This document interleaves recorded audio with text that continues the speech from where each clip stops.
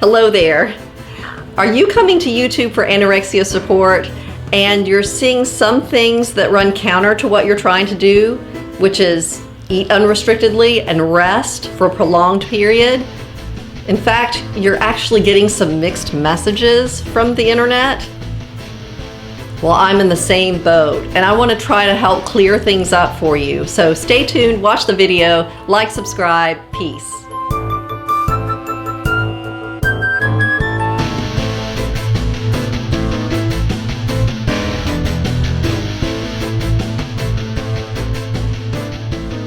Hello there, my name is Billy Juliana. I'm 49 years old and I have a 40-year history of dealing with anorexia nervosa.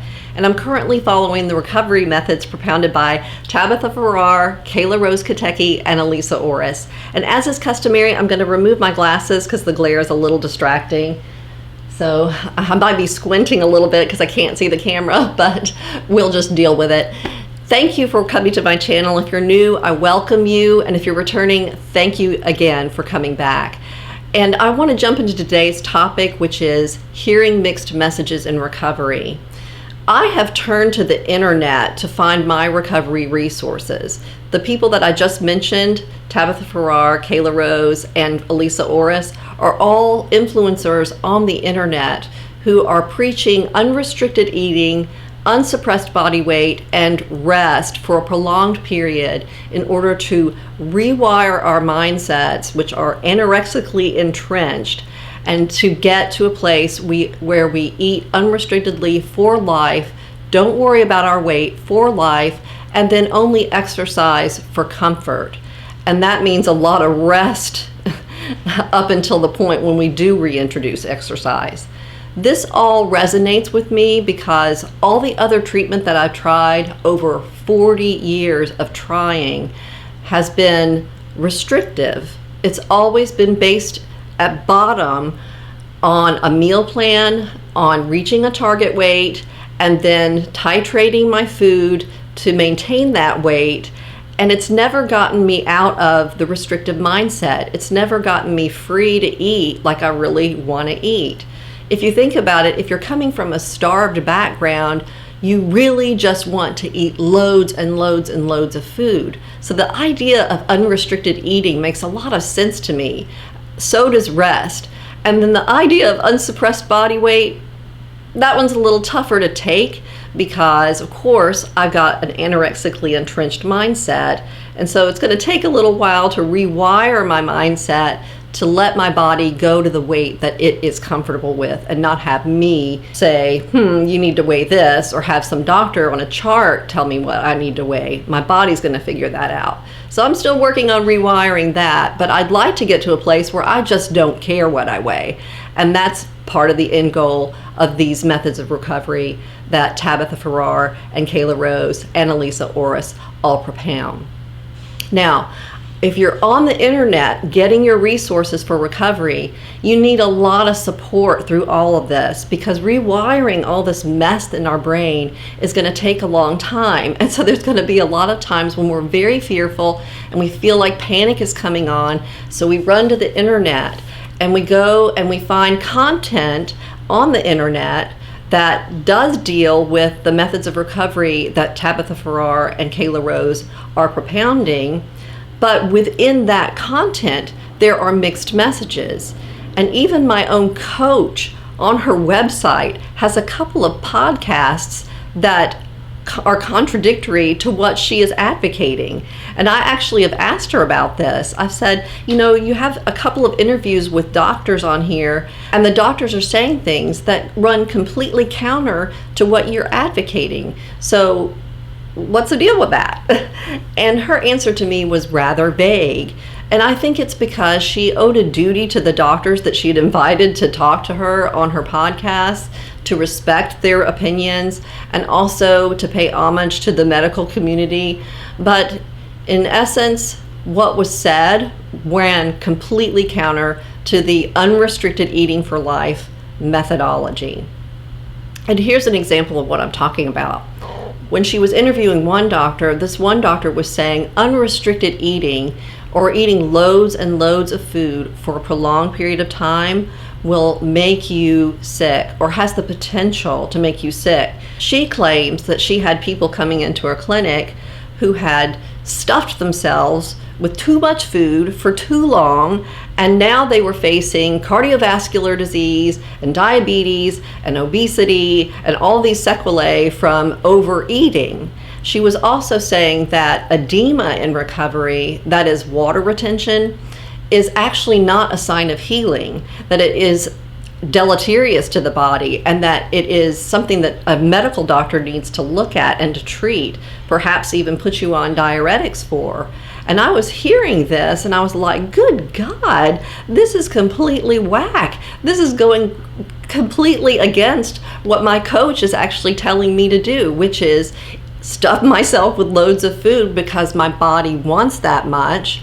And also, I do have some water retention and some edema. It's just a natural reaction to having more food and more fluid in the body. And so the body's just going to retain water, and it might do that for a prolonged period as well. So I was worried about all of this. It was very difficult for me in my fragile mindset to put what this doctor was saying aside. This was a doctor, after all, on my coach's website who was giving these messages of, no, please don't eat so much for a prolonged period of time. And if you're having swelling, you need to see a doctor. And I was just like, And I hadn't neurally rewired enough to understand where she was coming from.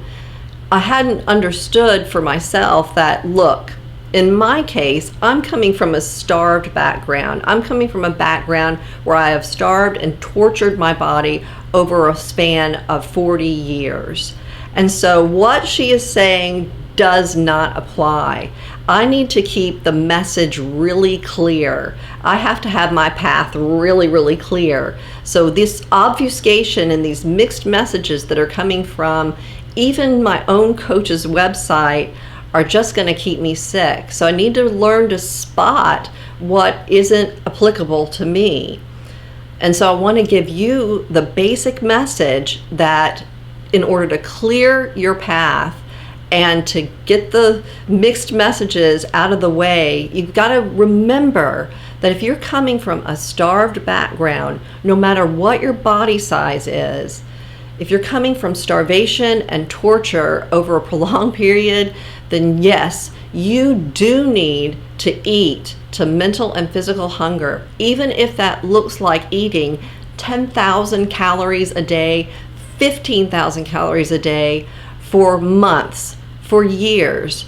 Because if your body is asking for that much, then you have to give it that much. The only way that your body is going to be convinced that it isn't being tortured or starved, or that it won't fall back into restriction, is if you tell it, I am not going to restrict anymore.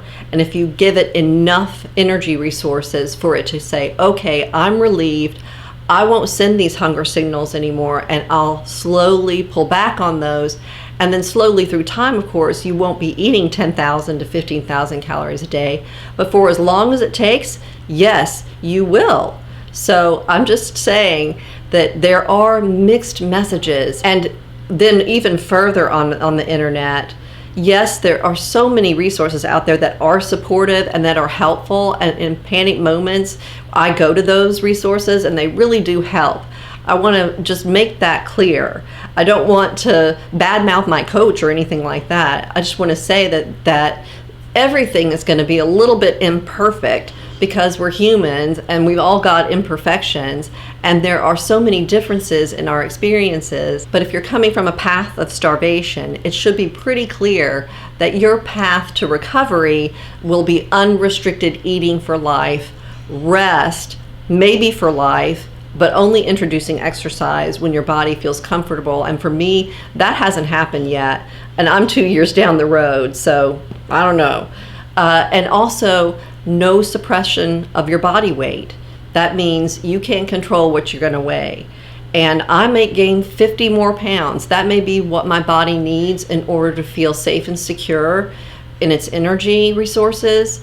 And then over time, I might lose some of that It just depends on what my body decides to do. But I keep eating unrestrictedly. I keep eating to what my mind and my body are asking for. So that said, you do go out on the internet in panicky moments because the neural rewiring hasn't fully occurred, and we still have these anorexic fears and thoughts going on.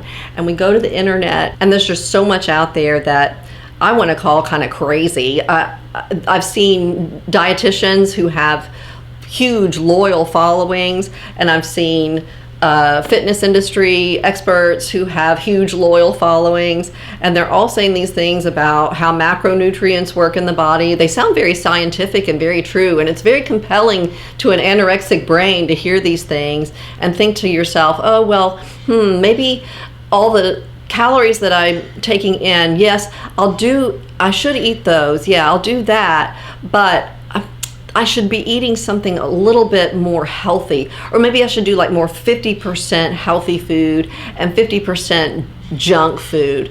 Even though I really just want to eat cake all day, I'll do 50% really healthy salads and then 50% cake. No, this is all obfuscation again of the clear path that you want to follow, and that is eating what your body is asking for. And that for me is just tons and tons of sweets. And yes, every now and then I want something savory like pizza and hamburgers and that kind of thing, but very, very rarely do I want something that would be considered a beautiful, healthy model of eating, like avocado toast, which probably even isn't a healthy model of eating, but I'm sick of seeing it on the internet. So you get what I'm saying. If you're coming from a place of starvation, have I said this before? If you're coming from a place of starvation and self-torture, all of this stuff just does not apply, okay? The clear path, the one message that you need to hear is eat to mental and physical hunger, and that may be 10,000 to 15,000 calories a day for as long as your body is asking for it. And do not pay attention to these fearful messages that are out there on the internet. And yes, you can get support from the internet. I'm doing this YouTube channel to try to provide support. And of course, I'm not recovered, so I'm not the expert of all experts. But you know what? I don't think there is one expert out there. I think we're all a little bit hunting in the dark, but it is pretty obvious to me that from someone who's coming from starvation, eating loads of food for the next several years makes a lot of sense. And resting for the next several years makes a lot of sense. And not suppressing my body weight in any way or doing any action to suppress my body weight makes a lot of sense. So there's the clear path. That's my basic message to kind of clear things up perhaps for you as well. So thanks for bearing with me, and I'll catch you next time, maybe with a song contest. I don't want things to get too long for you, but anyway, peace everybody. Take care. Bye.